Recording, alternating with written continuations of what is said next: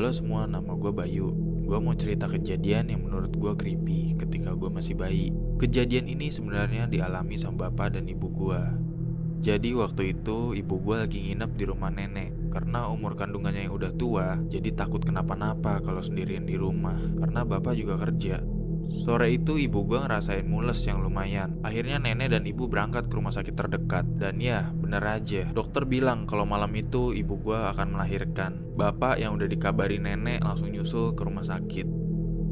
Tepat setengah 9 malam gue lahir dengan normal. Gue waktu itu langsung ditaruh di ruangan bayi. Sedangkan ibu gue masih mendapatkan perawatan. Karena udah malam, akhirnya nenek gue pulang diantar sama bapak gue. Singkat cerita, bapak udah balik lagi ke rumah sakit. Terus malamnya sekitar jam 1:15, bapak mau ke kamar mandi. Dia juga sekalian mau mampir ke ruangan bayi. Dia pikir ya juga sekalian nengokin gue. Sesampainya dia di depan ruangan bayi, dia ngintip melalui celah gorden yang menutupi jendela kaca itu. Dan dia ngeliat gue digendong sama seorang wanita berpakaian perawat kuno berwarna putih kekuningan. Perawat itu senyum ngeliatin gue sambil bersenandung lirih. Di situ bapak gue curiga dan heran, siapa yang gendong anaknya di tengah malam kayak gini. Terus dia ke ruangan suster buat minta masuk ke ruangan bayi. Pas mereka udah sampai di sana, wanita itu udah nggak ada dan gue masih tertidur lelap di tempat tidur gue.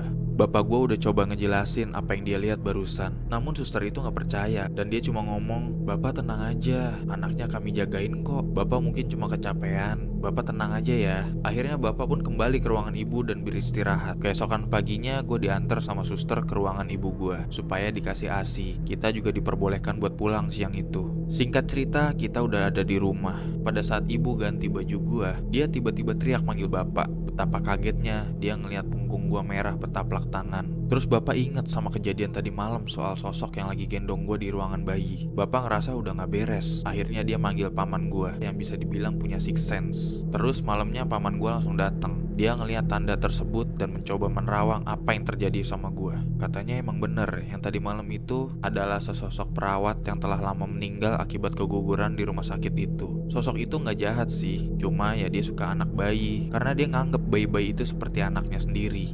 Habis itu paman ngelakuin ritual supaya gue gak diganggu lagi. Gak lama dari itu, tanda telapak tangan tersebut udah hilang. Dan syukurlah sampai sekarang gue aman. Segitu dulu bang ceritanya. Sebenarnya masih banyak banget cerita seru lainnya. Mungkin di lain waktu gue bakal cerita lagi ya. Terima kasih.